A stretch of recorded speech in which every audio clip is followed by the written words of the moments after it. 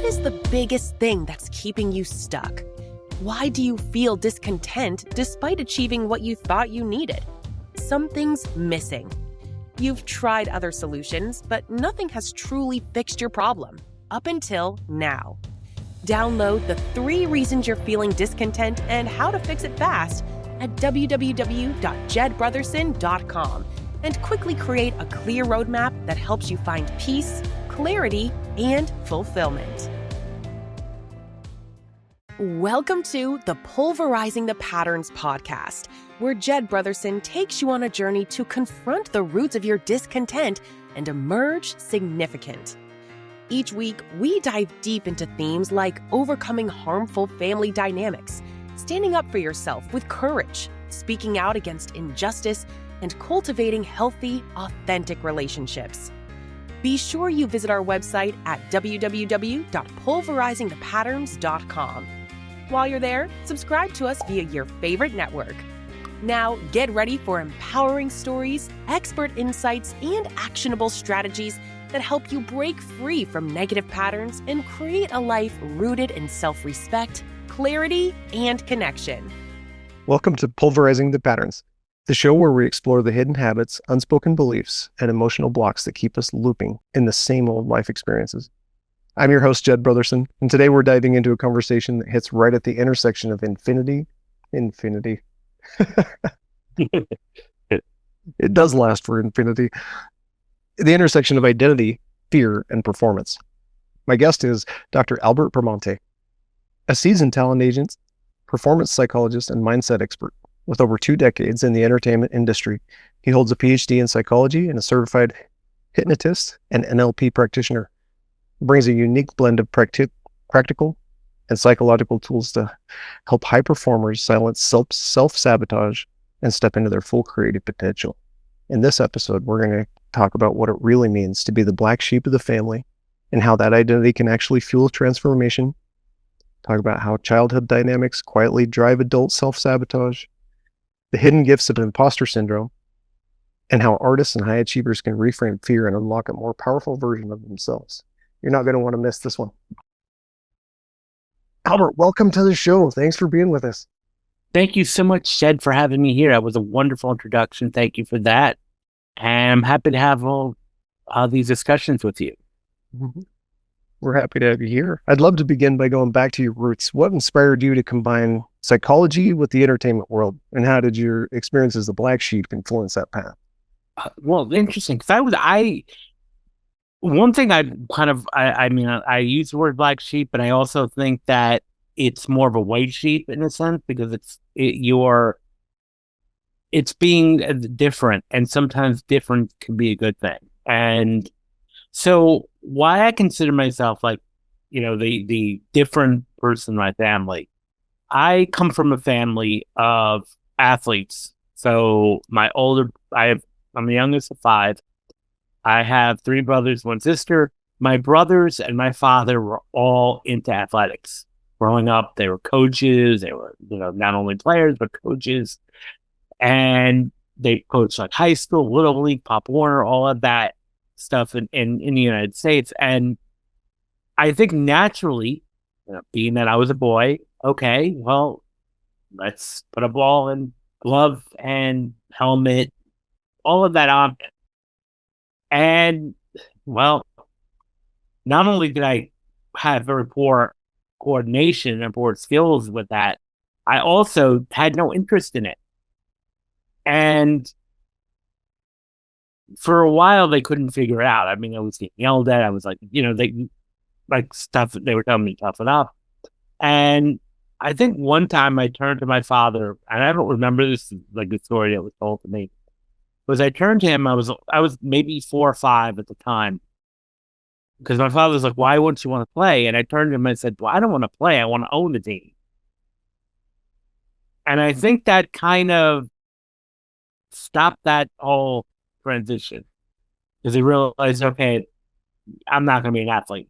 So I have, come from one family. They love me and everything, and they treated me well. I wasn't, I wouldn't say I had any maltreatment of any way, but I was definitely different. I was not the one that was really going to be anyone to hang out with because they wanted to do sporting events, which I understand.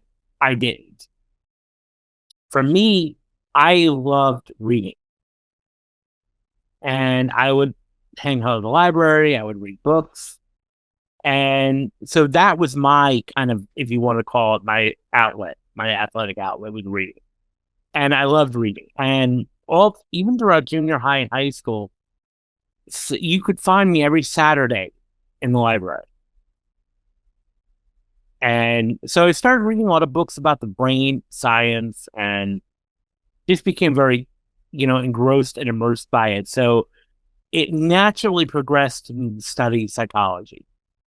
And so also while I was in high school, I became very interested, a little bit in creativity. So I was in a drama club for 3 years in high school.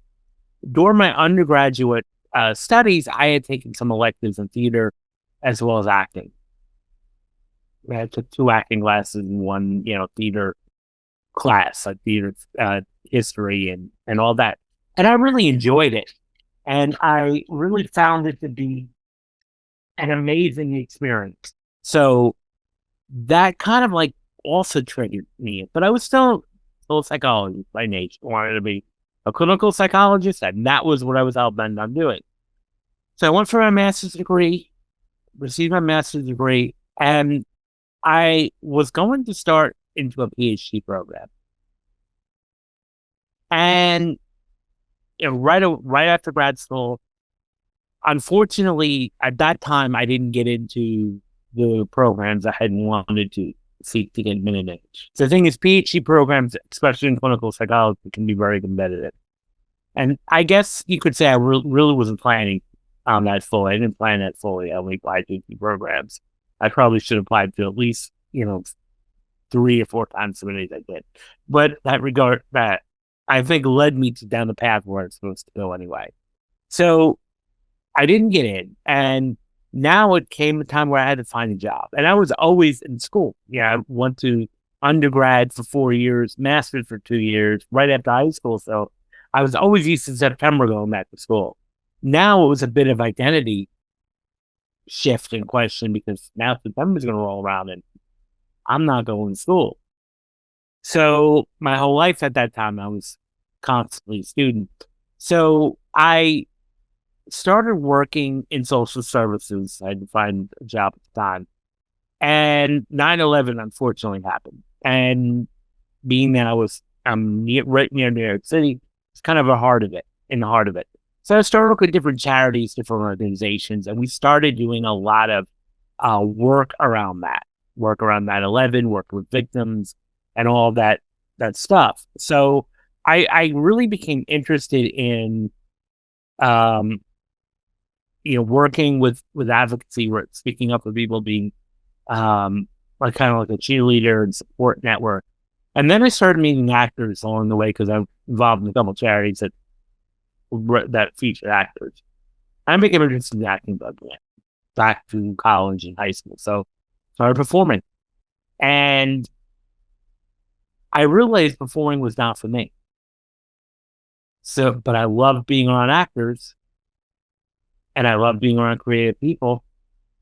So I kind of, after a while, kind of said, what do I want to do? I want to work with actors. I want to support actors. But I want to also monetize it too, because obviously. So I decided to become an agent. And then, which thrilled my family. You can guarantee that they were really thrilled about that. So, but I also made a promise to my grandmother that I was going to become a doctor. Now, I was not very good in math, so obviously medical school is not the cards for me. However, I was I said, what, I want to continue psychology. I started, I'm halfway through it. I might as well just finish where I started. So that's the one thing about me is I finish where I start. So I'm going to finish this. So I enrolled in a PhD program. I was also just launching my talent agency business. And I was also a college instructor, a part-time. I didn't know which direction I was going in yet. So I was like, let me enroll a PhD program. So I did that. And then my company started taking off. And I wanted to, so we had to focus on dissertation on solving a real world problem. One of the things I found kept coming up in my agency business were actors with self-sabotaging. So I wanted to focus on why are these actors self-sabotaging? Yeah, let's talk about that. What's really happening here? So that's what my studying my doctoral dissertation. I also wrote, just after I graduated, decided, okay, I want to turn this into a book. And a book that people can read, because my doctoral dissertation, they loved it, the college loved it, but 99% of the general population would not want to be able to read that or be interested in reading because they're very technical. So I turned it into a book, years later. It was called Rise Above the Script.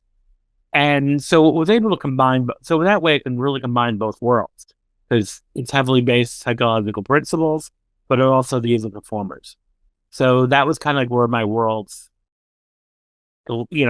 came together in a sense, because you could say when people hear what I do, they're like, well, they're completely different sides of the coin, and they are on some aspect, but I was able to bring it together. Yeah. Can we talk about how like most people take the self-doubt into the self-sabotage, they try to eliminate it, but you suggest it can be a signal for growth. Can you walk us how that absolutely. Well, first thing, self-doubt is I feel a human condition. Yeah. And self-sabotage is a pattern that we can all get into. The reason why it's very sometimes sneaky or tough to manage, because it's not something we realize we're doing. It's not like, hey, I'm self-sabotaging today. We don't realize we're doing it. So we can be our own worst enemy. And that's why I've often said, like, sometimes our own worst enemy is the person staring at us in the mirror. And that's what self-sabotage looks like. So for actors, what this would look like would be not showing up for auditions, coming up with excuses for audition, being late, being unprepared. For students, it would be not studying for exams, procrastination, perfectionism. And I feel that part of the human experience is self-doubt, and which comes into the term that's a buzzword that's being used in our industry a lot is imposter syndrome. Yeah. Now, I feel like it's sometimes demonized at some level, like, oh, you have an imposter syndrome and something's wrong with you. And that's not true. High achievers, peak performers, often deal with imposter syndrome all the time. A-list actors that I know will sometimes wonder whether or not they're really doing, the part they're playing, the movie that they're in, a good service.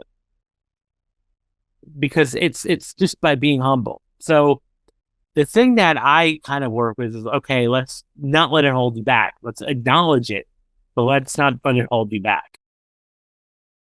Yeah. What are some other common myths about imposter syndrome? How do we unmask it? Well, the way to unmask it is first half the conversation that it exists, and then it's normalize it. So because a lot of people, when you do experience, oh, I have imposter syndrome, oh, something must be wrong with it. No, actually, nothing's wrong with you at all. I think you're in a good space right now if you admit that that is something you go through.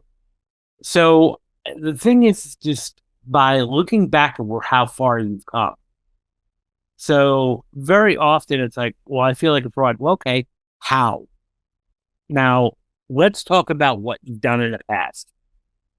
Well, most people, I did this, I did that, I went to school, I graduated, I worked at these jobs. Well, okay, let's talk about your performance at these jobs. Most of the time, it's like I've got really, you hear people say I got great reviews. And then at the end, I'm like, why do you feel you're an imposter then if this is all that's happened? And a lot of times what we tend to do is we downplay our achievements and give much more space to the criticism or negative feedback that we receive. which is a survival mechanism to some level, because our species has survived for thousands of years and millennia because of the ability to look out for threats and to recognize threats. Mm-hmm. So we're kind of already wired to kind of look at the negative. Yeah, and I use this example. Like, let's say you get 20 pieces of good feedback, and then one time somebody said something really critical to you, and you throw away almost all the other 20 pieces of good feedback you've gotten because of one critical review. You're causing me to reflect on this next question that I was going to ask. Like, where you wrote about the fear of failure and how it can be reframed as a tool, right? And you're describing these specific ways that an artist or anybody in general can like begin to see these failures differently. Like, we've got to. Do you use the term reframing? Yeah, I mean, which term do you use to help people understand that? Well, it's definitely reframed by even on the fundamental level, by kind of explaining how, there's nothing wrong with imposter syndrome, that it's actually, you're in a great spot. You're just concerned that you want to do the right thing, so you're humble. So I'll rephrase it as you're humble, in the sense that, and I think one of the things, going back to that, you're always learning. So if somebody says, well, I feel like I'm imposter because I don't know this aspect of my business or that aspect of my business. Okay, well, learn that. Let's talk about now, how can you learn that? And comes from the framework. And I always believe that no matter what professional level we're at, we're always going to be learning. Mm-hmm. So always take the framework. I'm always learning. I'm always evolving. We're a work in progress. And so when you can take that aspect of things, reframing that to like, okay, because most of the time, like when we start to run into an issue we don't know, we may blow that out of proportion and say, okay, that means I don't know what I'm doing. Okay, slow down. Let's break it down. So if you don't know this skill, then it's time to put a plan together to learn that skill. Mm-hmm. So the more that you do that, the more confident you become, the more mastery you'll have. So what I say is, like, just working with what you have, reflecting on all your achievements is really the first thing to do. Hmm. And how far you come. And I don't, some people say, well, I don't like to brag. I'm like, there's nothing wrong with it. Bragging would be constantly throwing down your achievements down everyone's throats. But to actually celebrate what you've achieved is a great thing. Yeah. And it's okay when you can sit there and say, hey, I accomplished this today. This is great. So celebrate your wins. And because most of the time we trivialize that, we push that down. Or we try to say, downplay it by saying, oh, I got the job. Well, no, or, well, the boss was just being nice to me. They offered it to me. No, they offered it to you because you're qualified. And then kind of like reframing that, or like with actors. Oh, they gave me the role because they felt sorry for me. No, they wouldn't have done that. This is business. This is not personal. They wouldn't have given you a role because they're putting money behind you. They're not doing that to be nice. They're doing that because they felt you were right for the role. So also kind of looking at, even when you do make mistakes and setbacks, another reframe could be, there's no such thing as failure, only feedback. So when you make mistakes, those are learning experiences. And those are great opportunities for feedback and great opportunities for growth. So one thing I even tell people who are, supervisors and coaches is, rather than saying, can I give you, we sometimes use the word constructive criticism which is great if it's constructive. But what if we turn around and say constructive feedback? Hey, can I give you some feedback? This is great, but can I give you some feedback? Because if I turn around and tell you, Jed, I heard what you did the other day, but I got some constructive criticism for you. Automatically, you're like, no, I don't want to hear it. And you search it up and say, I have some feedback. Would you like to hear that? Most of the time, most people are like, yeah, okay. And then you say, well, this could be improved, that can be improved. You said the same thing, just in a different way. It's a reframe.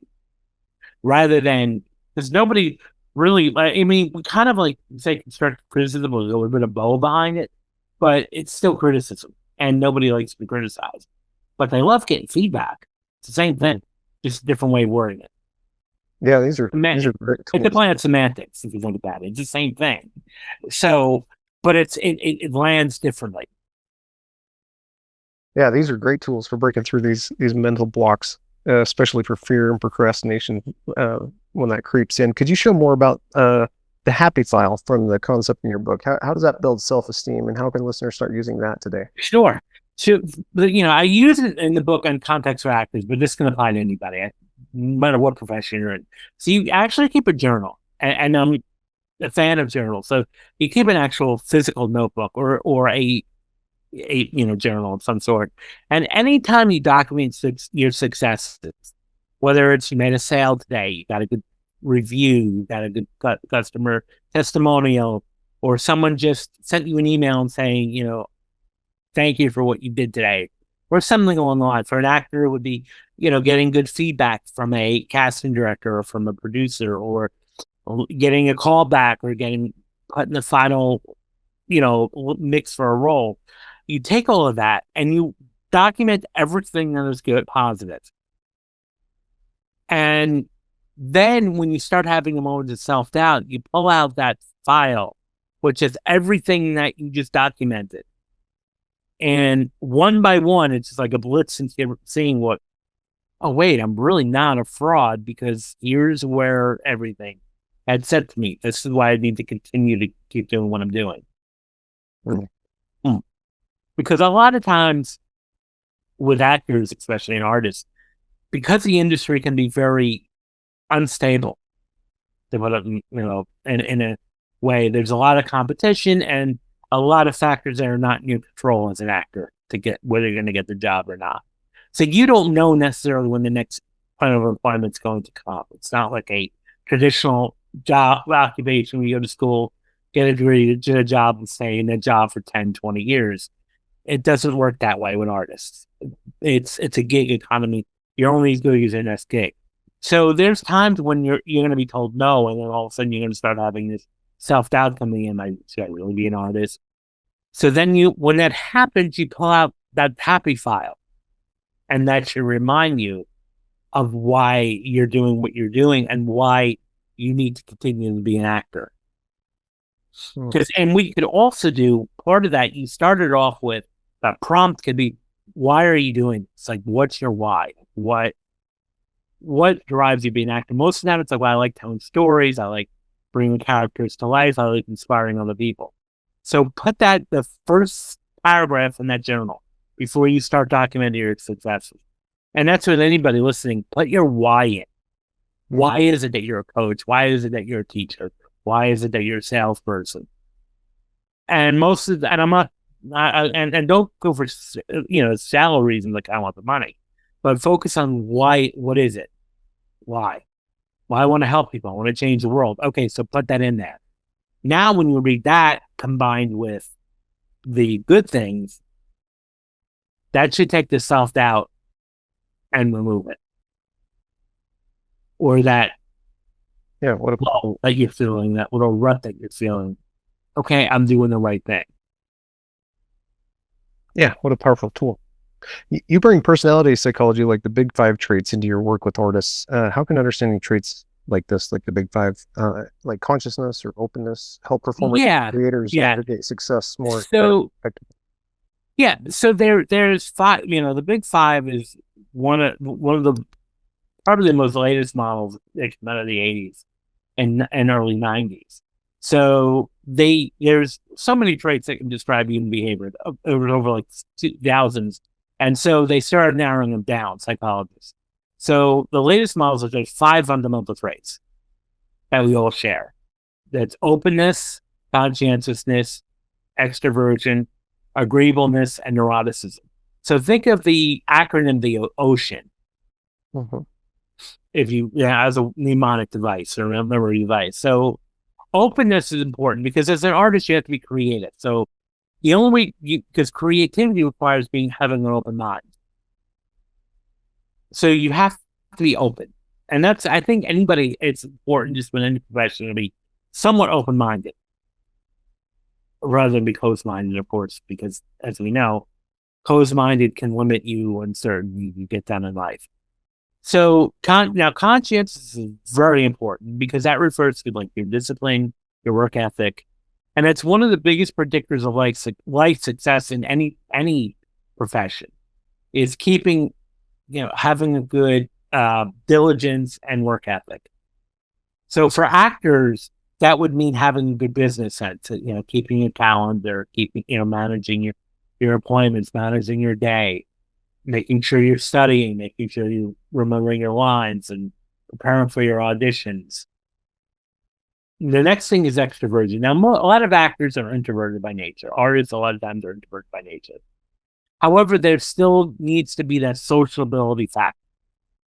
So there has to be at least a moderate level of extroversion. Because you're going to have to talk, you're going to have to learn to network with people and collaborate, which requires people skills and talk to people. Now, you don't necessarily have to be the party goer or the, going parties every weekend, but I think it's important to have the ability to connect and socialize. Mm-hmm. Then there's agreeableness. Now, this is a very important skill because you have to be coachable. In order to be a good, effective artist, you have to be coachable. And that goes back into the whole thing what I said briefly earlier by adapting to feedback and learning new skills. And because a lot of times as actors, you may be given a performance and a director, casting director, or coach may tell you, this has to be done differently. You have to do it this way, look at it this way. And some actors can be a little threatened by that. Like, how dare you criticize me in a sense? So coachable is extremely important. That goes with any profession. Because if you're going to try to coach somebody and they're not going to listen to your advice, well, we can't, we're not magicians. Mm-hmm. So in order for you to really take advantage of the coaching process or any type of way to evolve, you have to be coachable. So that's extremely. And then neuroticism, which is the last one. That it sounds a little bit more harsher than it is, but really neuroticism refers to how easily phased are you, how reactive are you. Some people who are high in neuroticism would get anxious very easily, get distraught or upset very easily, and that would be you'd be generally score higher in neuroticism. Now, combining all of that, if you were, let's say, score higher in neuroticism and then you're low in conscientiousness, that's going to most likely lead to self-sabotage as an artist. Because you're easily phased, but you're not necessarily working that hard to do that. So the fact that you're not working hard is going to fuel you not getting the jobs, which is then going to fuel more, anxiety. Yeah. So the important thing is, especially when you're coaching, especially artists, is we want to lower the temperature of the neuroticism, but also increase the temperature of the conscientiousness so that they're more focused. So that means, having a good business sense. And the more successful actors that I've noticed that work through that have a good business sense. And that's where, again, conscientiousness comes in. Now, I've also noticed that a lot of people overestimate how conscientious they are. Oh, yeah. So the important thing is for anybody, we need to work on that. This is why keeping a calendar, keeping a, reminder of things. That's why we have calendar apps that send reminders all the time.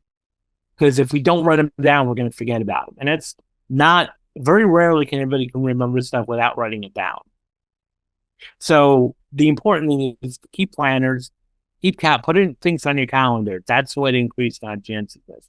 Because if you don't put things on calendar, and this is why I'm a big also believer of calendar versus to-do lists. Because a lot of people will say, oh, I have this list of things I need to do someday. Well, the last I checked, someday is not on the calendar. Mm-hmm. When, so you start, I think when you're coaching people, the best thing to do is hold them accountable. So when they say, well, someday is, well, when? Yeah. What date we have something done towards that? And when you can put things on a calendar, it makes it real. And that's what helped me write my book. Because for many years, I was telling people since 2017, I'm going to write the book about for actors. I became almost like the boy who cried wolf, where it was like, okay, I hear where I think people were getting tired of hearing it. There was nothing being produced. So it wasn't until I, kind of had to wake up off my own coaching. I was in a group coaching room for authors, and the one thing they had said was that 1% of people who say they want to write a book do it. 99% of people, the other 99%, will never write that book. Even if they want to write that book, they won't ever do it. And that was a wake-up call for me, because it was like, okay, I need the time to put my feet to the fire and get this done. The only way I could do that was by blocking out time blocking on my calendar. Okay, so I set 90-minute to 120-minute blocks per day, one of those per day. And in the summer of 2023, that's what I did. 90 minutes, I sat and I wrote. Yeah. And another thing I think that's important to kind of come up with imposter syndrome and self-sabotage is the idea of perfectionism and procrastination. The two P's, procrastination and perfectionism, are hand-in-hand related. Because if you're a perfectionist, you're going to tend to procrastinate. And usually you procrastinate because you want things perfect. And the unfortunate thing is with both of those P's, you will get very little done. So stuck in those two P's, I didn't get anything done. And so that's often a symptom of an underlying thing. Now, not to get, I'm a psychologist, but I often will say this, that procrastination and perfection are symptoms of something underlying that you may need to work through coaching and therapy if someone has it. And there's a lot of great programs like end procrastination and perfectionism, but they're only putting a Band-Aid approach and not going to be that effective in doing it. Because here's the thing, and this is the ironic part about it. Most people, when they buy that course in procrastination, it's still sitting there unopened or unviewed or undownloaded. What's the point of that then? So the thing about working through that, and one helpful tip when it comes to perfectionism that I learned with my author group coaching was, when you're writing, a lot of people, we have a tendency, writers tend to self-edit while they write. To not do that. Just to write first, edit later. And that's what kind of helped me write my book. Because I did a couple times start and stop, where I'd write 2 pages and then just get really frustrated and say, I'm trying to recycling bin in my computer trash. And so just write. And because at that point, you're definitely going to need to edit it, but you're going to be less likely to throw away a complete manuscript. Yeah. So, and that really was a game changer for me, because after 2 months of the time blocking consistently, I had a manuscript.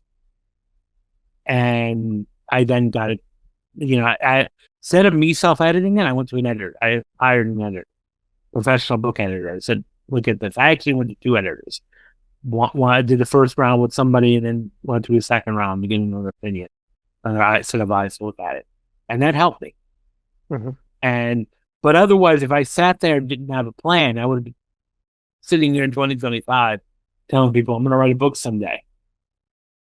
I'd love to hear, I'm sure there's a lot of these examples, but is there a moment that you can share from your work where someone's applied one of your techniques and experienced just a real dramatic breakthrough? Yeah, well, I think just by stepping into their power. So for a while, I used to help out with an acting school in New York. And there was this actress who's been acting client in my agency for years. But when she was, before I met her, had a great job in the corporate sector on her day job. She was brilliant at what she did career-wise. However, her acting thing was just not happening. There was 9-10 years of very little thing happening, and she was contemplating even quitting acting and just staying in her corporate job. Which, on the surface level, I don't think I could fault her for that. Looking at so. One of the things that when we first started working with her, when I first started seeing it, I was seeing a disconnect. I was seeing a woman who was very nice, but had a very powerful gravitas to her. I could see why she was promoted in the company. I could see why she had a very, strong essence about her. But her acting, it was almost like a very tiny, she was hiding when she was acting. Her voice got a lot higher pitch. She was very insecure. So I kind of worked with her, along with her acting coach, to sort of step into her power more. Like, okay, just pretend you're you, in a sense, now, which is really what good actors do. They're really them, just playing a different role. So when we started doing that, her acting changed overnight. And she actually wound up, one of the first auditions they sent her out on was for a Netflix show, Orange is the New Black, and she booked a speaking role on that show right away. And then soon after that, booked a speaking role on that show at FBI. And then, soon after that, Law & Order SVU. So the important thing was that recognize stepping into our power. And a lot of us tend to hide a lot in our power. We don't post online, or we don't do what we need to do because we're afraid. Yeah. We're afraid of being seen, or what are people going to think? Oh, that's powerful. As we start to wrap up, if somebody's feeling like they're standing on the edge, or maybe just tired of doubting themselves, maybe ready to just give up the efforting, what's one piece of advice that you want them to take to heart today? Well, I would say take a step back. Maybe even if you take some time off, take a mini vacation, spend a weekend doing something you love doing. Take a break, whatever it is you're doing, but also take a reflection of what was your main motivation to starting. What was the main motivation to starting? And then connect to that. And I would say just really document what's going wrong, what's not going right, and then kind of take it from a frame of what can you do differently?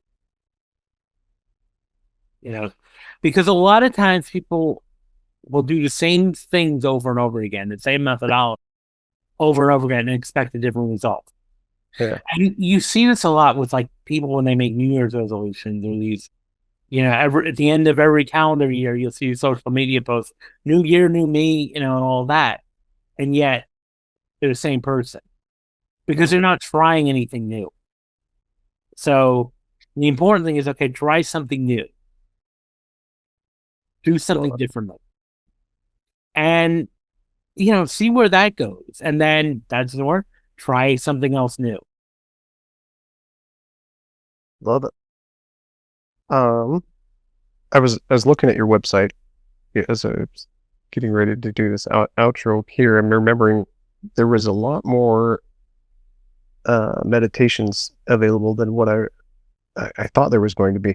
Could you explain to listeners as your links, as you're going to give links where people can find you and get in touch with you? Sure. Explain what those things are and yeah, they're brief audios. Now full transparency, my website's under construction. There's going to be much more added to it, but the audios there are meditations. So they're 15 to 17 minute meditation that you can purchase and download. And there's so many different topics. You have leadership, public speaking, and sports and performance, study skills, sleep improvement, addictions, all pretty much anything and everything. So the important thing is that you listen to these every day for 30 days, at least 30 days, and preferably listen to them on headphones because they work better when you listen to an audio like that with headphones on. And you do it in a moment where you can relax a little bit. And one of the things that it works is it works through your subconscious mind. So it helps you change patterns a bit. Mm-hmm. And so consciously, you're going to go on a little relaxation trip. But there's also a lot of stuff that you're going to be told subconsciously, feedback and suggestions. I'm also on LinkedIn and Instagram, and of course all the social media platforms. LinkedIn, I put a lot of content under, articles and blogs and all that. So feel free to follow me there. I'd love to meet you, meet with you and have good conversation, continue the conversation with you and you. Oh, always, man. Thanks so much for joining me on Pulverizing the Patterns. Your work offers a rare blend of truth, strategy, and heart. And I know that the listeners are just walking away with more than just the insight that you provided. I like to tell them they're walking away with these tools that they can actually use. So this is a conversation I know I'll be returning to, and I hope you will too. Till next time, keep listening and pulverizing those patterns. Thank you for tuning into the Pulverizing the Patterns podcast, where Jed Brotherson takes you on a journey to confront the roots of your discontent and emerge significant. Remember to visit our website at www.pulverizingthepatterns.com and enjoy even more great episodes like this one. Again, while you're here, subscribe to us via your favorite network. We look forward to seeing you next time on the Pulverizing the Patterns podcast.